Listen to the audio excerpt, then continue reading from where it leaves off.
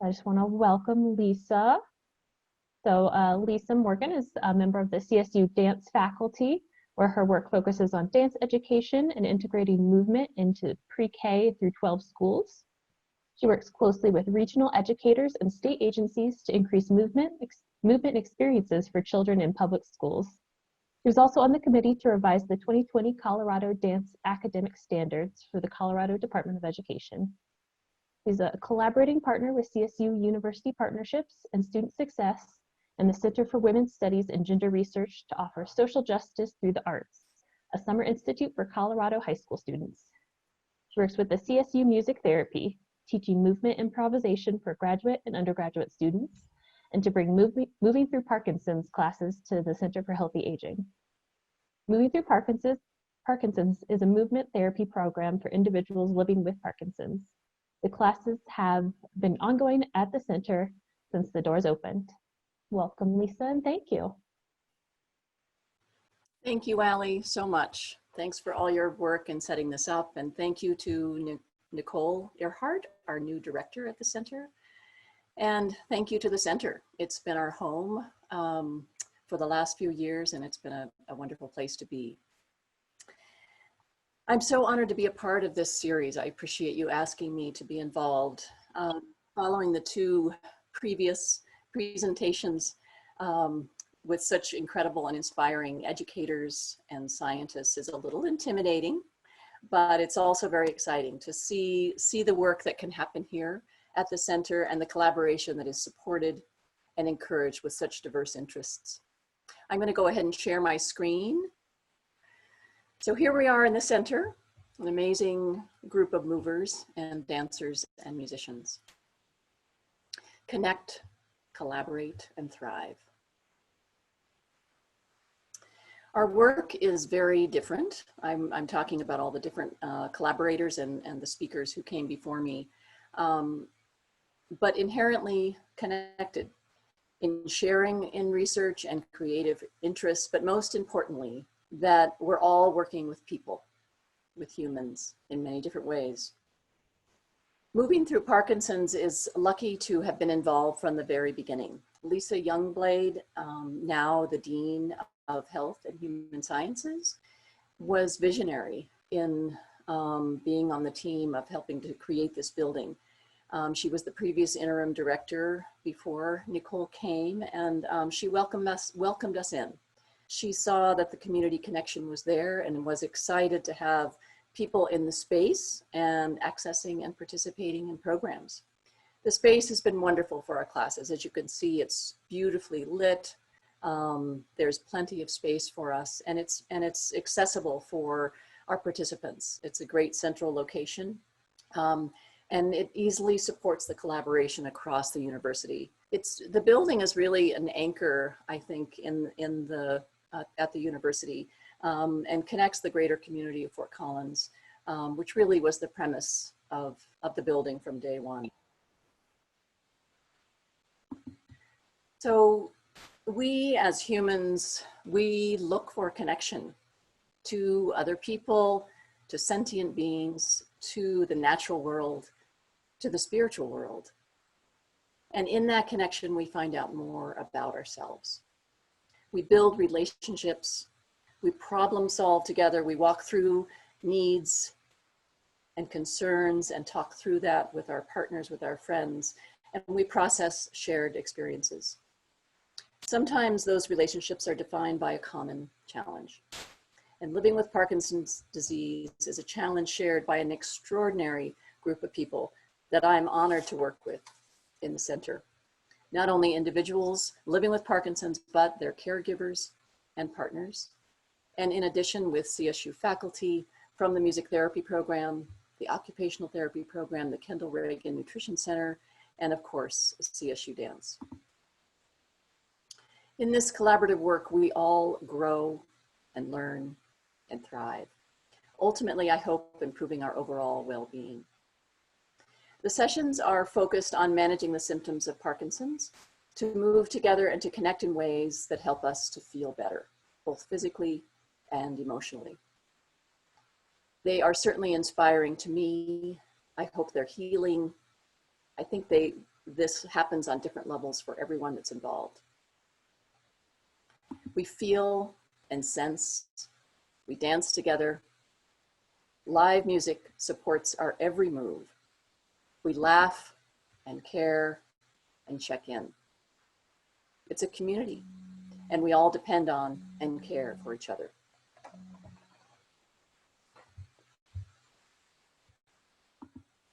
Living with Parkinson's and aging in general can be isolating. Depression is common, and managing the symptoms and the medications associated is a full-time job.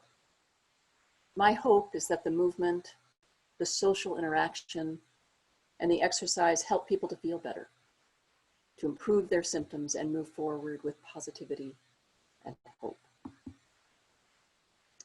What has always been central to my work is the converging of movement, exercise therapy, and creative practice. Finding the intersection and how the two areas can complement each other. The arts can transcend, right? And transport us. Let me move that so you can see. Sometimes in surprising ways. They help us to find meaning, to tell our story. Music, movement, image, poetry can help us experience in the moment a memory, a greater awareness of our bodies, sensitivities, expression that is different than words. It's a physical language.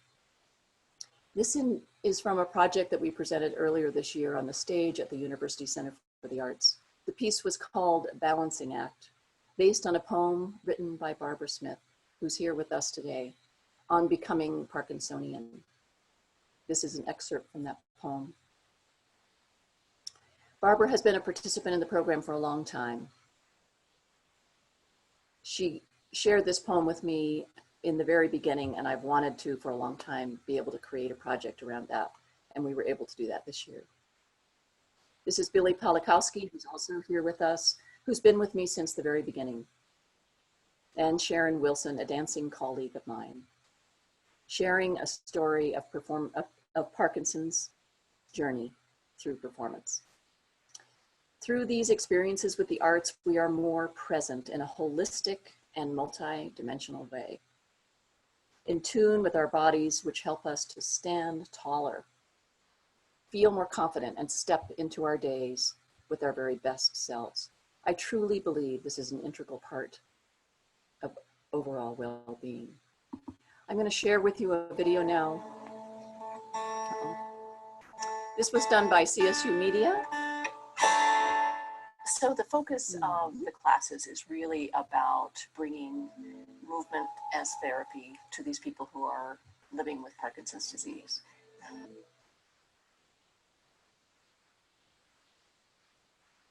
I'm hoping you'll be able to hear in just a moment.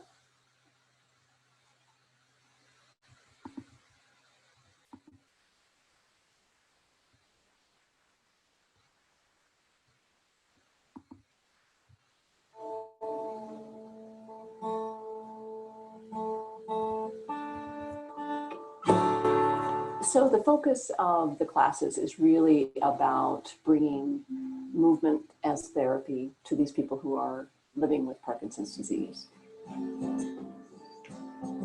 So we're combating stiffness, lack of rhythm that they're challenged with, their gait management, and also a sense of balance, coordination, agility, all those pieces. Music in this group and this exercise has changed my Parkinson's from being defining me to me defining it. And I love this group, and I love this exercise. We have a common problem. And, you know, laughter is best no matter what you're doing. So, and we have a group that likes to laugh. The live music has been just an incredible asset to supporting the intention of the motion or the movement that we're doing. The musicians are trained and also so willing and have that ability to match the movement.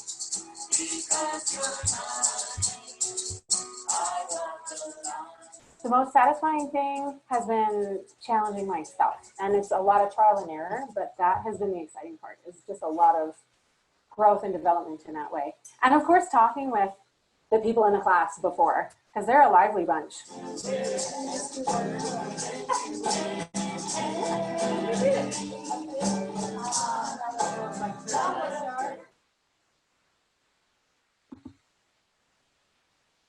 That was created by the CSU media team about the program a while back. So Parkinson's is a movement disorder that presents differently in everyone with physical, emotional, and cognitive challenges. The physical exercises and movements are designed to increase our range of motion, to build strength and endurance, to know where we are in space, to work on our coordination, to improve our balance, to combat that stiffness and that rigidity that keeps our movement, that limits our movement and range, and also to help prevent falling and problem solve around freezing and imbalance of gait. Billy is a multi-dimensional person. Parkinson's is also a degenerative disease that affects the brain. So much of the research says, keep moving. We can change our brains. Neuroplasticity is real. We can reestablish the writing and pathways in the brain, and combining the physical, emotional, and cognitive pieces, we're integrating, asking several areas in the brain to work together. We know that exercise increases our blood and oxygen flow, helping to keep those muscles firing and the bones strong. Parkinson's can decrease our range of motion throughout the body. So we focus on large, expansive movement, but also fine, detailed, precise movement. Bringing awareness to how our body is being affected. If we bring attention and focus, we can improve and strategize about continued work and application in everyday activities. Our brains are tremendously underutilized. We all know that hydration and nutrition are key, and there are many factors that can lead to not drinking enough water and getting the food that we need. And then add in medications on top of that, and the management of those, it gets complicated and overwhelming. A team in your care, in our care, is essential. Being mindful. Again, there is more and more research out there about the benefits of meditative practice, but I'm also talking about just being mindful in ways that support our healing and our aging, adding to our self-care toolbox.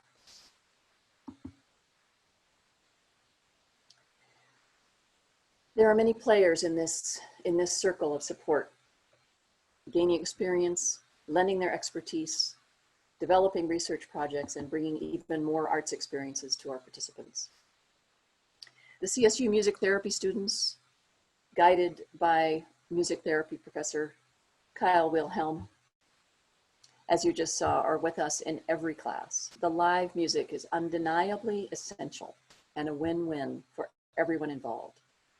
This is a practicum for these students. I think that I can speak for them in saying how empowering it is for them to see the impact of their playing, the magic moments where it all comes together. It's somewhat indescribable in those moments. They're just amazing. The Kendall Reagan Nutrition Center is also housed in the center there. And Barbara Smith, who's here with us, worked with us on a project there in participation with this program and collaboration. She's also a professor emeritus in the CSU Nutrition and Food Sciences program and helped to develop a nutrition toolkit for people living with Parkinson's, and hopefully will be distributed around the state soon. Our occupational therapy students help me in classes with additional support, spotting and getting the practical experience that they need. We developed our first video this spring with videos and classes that people can access at home. They also included OT tips, and the videos were produced by the students. From the community work, we work with Impact Dance Company, a professional contemporary dance company based in Fort Collins. They bring a level of creative practice and performance to the group, often working with text, with different writings, and exploring creative expression through movement. And our CSU dance students have the opportunity to extend their traditional training over at the UCA and apply that in a therapeutic way in this kind of setting and working with this population. The moments of engagement and joy are wonderful. There aren't many practicum experiences available for our dance students in this kind of setting, so I'm grateful to be able to offer that. Another clear value of these collaborative interactions is the generation gap and the mix of different ages. I think it needs to happen more across the university and in our community. There have been many studies that show the benefits of this. A kind of learning and experience happens that can hugely impact both students and participants.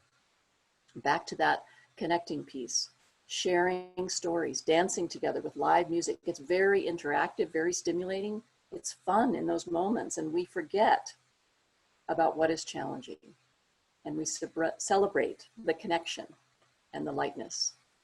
I especially love this photograph of Mia and Marty in her incredible exultation, her arms reaching high, and Marty responding to that. And the range of motion that's happening there with Marty is something that we don't see unless he's, and the reason it's happening is because he's connecting with Mia. So it's a beautiful compliment that happens as an outcome of that partnership. And these experiences give the opportunity for us to thrive. Several of our students have gone on to study dance therapy, physical therapy, and bring these experiences into their own teaching and creative practice. I also want to give a shout out to Parkinson Association of the Rockies. Thank you for being here today, who are huge supporters of the program, make the classes happen. The local Parkinson support group in Larimer County, that's the group that we worked with initially, and Michelle Underhill, who is a speech therapist in town, also has her practice and is the director of the Parkinson support group. Colorado in Motion Physical Therapy Clinic, we have done some collaborative work with them, and also, of course, Impact Dance Company. And here's Barbara again. Billy always reminds me how we have to play. It's okay to be silly. It's okay to do fun things with our friends. It's a way to move and to connect and interact with each other. And it helps us to just naturally practice that gratitude piece, which can manifest itself in our bodies, somatically in our bodies. That feeling of gratitude makes a difference. Ultimately, well-being is about connection and community. When we connect with someone, we reconnect with ourselves, and we can celebrate that community.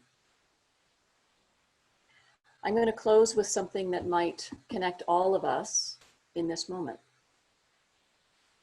So as you're sitting there, I want you to just shift how you're sitting in your chair. Take a moment to watch the grass. I'm going to turn on some music. When you hear the music, I want you to sense everybody in the space. We're all in our little cubicles, but we're all together. We're all connecting. And everybody just feel how they're sitting in their chair, moving with the grass. We're going to take 2 breaths together, an inhale and an exhale, twice, all together. Here we go. And breathe in and exhale. And again, breath in and exhale.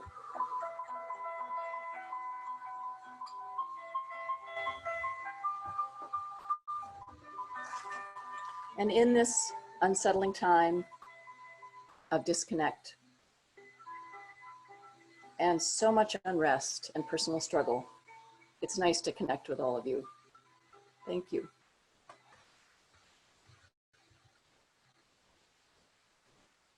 Thank you so Okay. much, Lisa. Thank you, Allie. Right, and do have a couple questions so far. First is, can you envision additional ways in which the center could foster integration of connection through the arts? How long do we have? Yes, I think there's so many different ways. Whether it's on the within a class with a project that students are working on, through research, through performance, not only over at the UCA, but also with the Visual Arts Building and those projects. But there are so many different opportunities to enter into that conversation, into those kinds of projects. Yes. And what is one thing you've changed your mind about since starting the program? It could be about dance or Parkinson's or connection. Wow, I have learned so many things that I never really thought that I was going to from the very beginning. It's been an incredible piece just to connect with these people as beings. So often I think we work with different populations and we say, oh, this person has Parkinson's, or this person has a movement disorder and we're gonna work on that. But they're also people.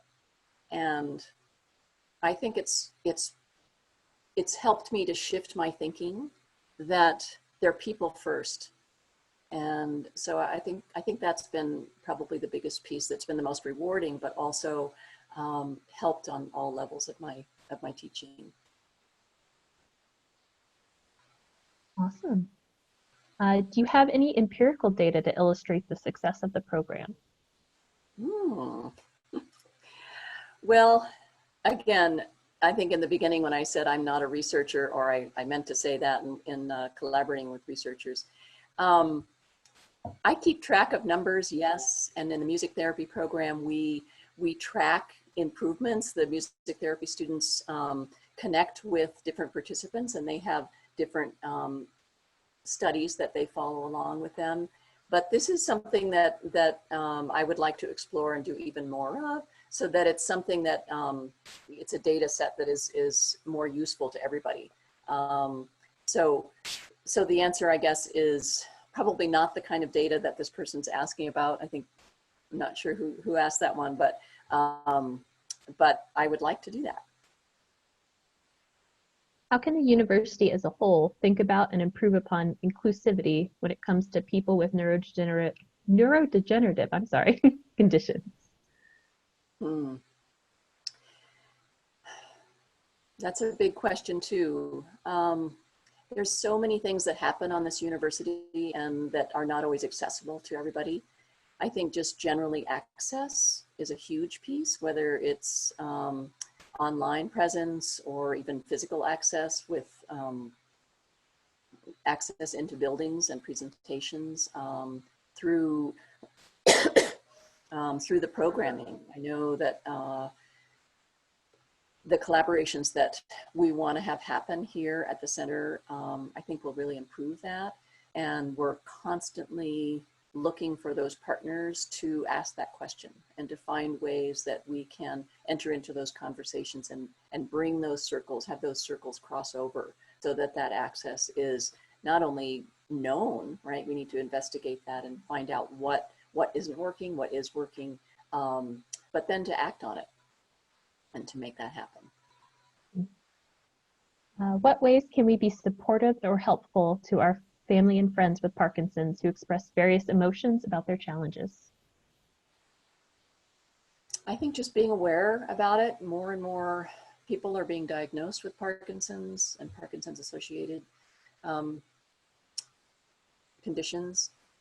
Being aware about it, learning about it, and many of our family members have been affected by Parkinson's also. So I think it's including them in all that you're doing, go for walks with them, dance with them, engage them as much as possible. That isolation piece is real, and we need to connect with them as much as possible. Absolutely. Can you, or perhaps Barbara, speak to the numbers of persons with Parkinson's in the Fort Collins area and make early connections to your dance program? Barbara, do you want to speak to that, or Billy? I don't know, Barbara, if you want to speak to that, you might have to unmute yourself. Allie, can you ask the question one more time? Yes. Can either of you speak to the number of persons with Parkinson's in the Fort Collins area and making early connections to your dance program? The number is estimated on our website of the Parkinson Association, Parkinson Support Group in Larimer County. And if you just Google in Parkinson's Larimer, it'll come up and has all kinds of information about it, including some statistics. I don't know that they have the Fort Collins area listed as a statistic, but our mailing list is something like 254 emails. It's significant. Pulling that up. You know, it's supposedly a rare disease. Just pop that in the chat, the link to your website. All And I right. think, thanks, Allie. I think the Parkinson Support Group does a wonderful job at connecting those participants to our classes. I'm just one of the classes that they help to make happen in the community, and they invite us in all the time to do presentations and talk to those people. But actually getting to that point, it's one thing to share the information, but again, it's back to that access. There are a lot of different layers that keep people from doing the things that they want to do. So that's I can stop there. Lene just put into the chat, this approach certainly seems valuable for everyone in addition to people with Parkinson's and or other specific challenges, such as so many places in each person. I'd love to see it integrated into health clubs, senior health programs, etc. In these times of sequestration, are you posting your classes on YouTube or through Silver Sneakers? So asking if I do, or a suggestion Yeah. to do that? A little bit of both, probably. Kind of both, yeah. We're working on doing that a little bit more, and especially in this time of interacting in this way. So we're starting to do that, and I will have that. There's some information already posted, some videos already posted on my website, and we're working on getting more and more. For how long do the benefits of each class last? Are the benefits just during the class, or are they enjoyed for several days or weeks afterwards? Barbara, do you want to speak to that? Well, what I would have to say is you can build on it. You know, if you learn a skill better, then that skill enables you to learn an even higher skill. So I see it as a multiplying effect, because hopefully you won't want to go back to being sedentary after starting these programs. I think I also saw that Susan is there, or Jim and Billy. Billy, would you like to talk to that? You know, I've told the story to people who come to this class that when I first came, I couldn't get out of the chair by myself. I needed to have help getting up. And I got down on the floor when they're going to do some floor thing, and I really couldn't get up from there. And from that, through the years, has progressed to where I'm pretty active now, except till that COVID thing came around and we're all stuck at home. But because I really enjoy being with the people in the class, and I enjoy being with the students, the CSU students. But it's accumulative. I mean, it grows and you just get stronger and stronger And before this virus hit, my my quads were really hard. Thank you, Lisa. And you were performing on the stage. Well, yeah, that too. Yeah.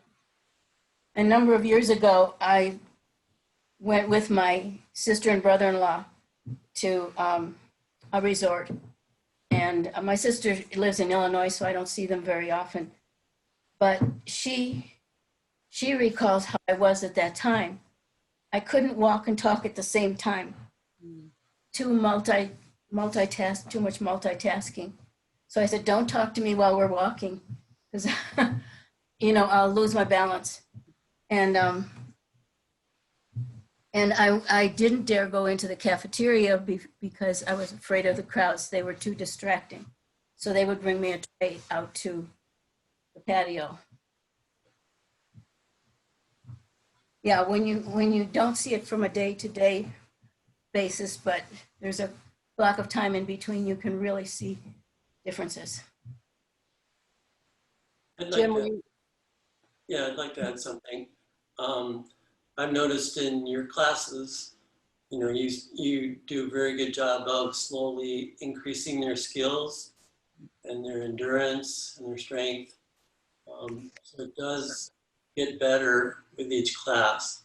And the other thing is, it's the social thing of the class too, where they get to meet other people in similar struggles or circumstances and get to be good friends. And I think it's really uplifting for them emotionally too. thanks, Jim. Yeah. Well, Lisa and I have taken on the road a few times. We went to Santa Fe, did a presentation. I've been to Broomfield a couple of times. We as a group went to Boulder to experience their program. So this is kind of a collaborative thing for lots of groups, not just ours, not just Larimer County. Lisa mentioned that she also participated in teaching us Nordic Trekking. It was a large group at first, and after a summer, it kind of tapered off, and that was because people decided they knew how to do it and they didn't need a leader anymore. Great. The walking piece is huge and very much interrupted. That the coordination of the steps and the arms, something that we take for granted. And so to even just that walking piece is a great one. And so we were walking with ski poles around town, and so it also got us outside and interacting that way as well.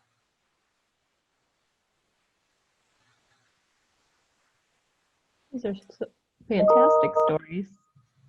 Yeah. Does anybody else have any other questions for Lisa?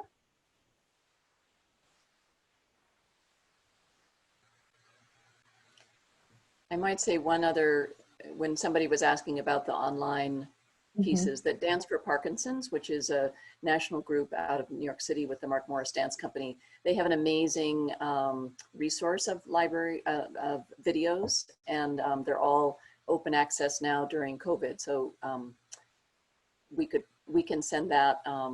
Dance for PD is the website. Maybe Allie, you could post that.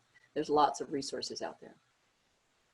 For me, it's important to keep my skills at the same level, not necessarily to get better, say at walking, but if I don't walk a lot, I'm going to lose my rhythm. And so it's important to come to class and be with people and reestablish that. Hearing rhythm enables the walking to be rhythmic. Right, smoother. Right, the partnership with the music therapy program is, to have that live music is incredible, because I might listen to put on a canned piece of music that has a set tempo or beats per minute. But if somebody needs it to be just a little bit slower or a little bit faster, the musicians are very tuned in.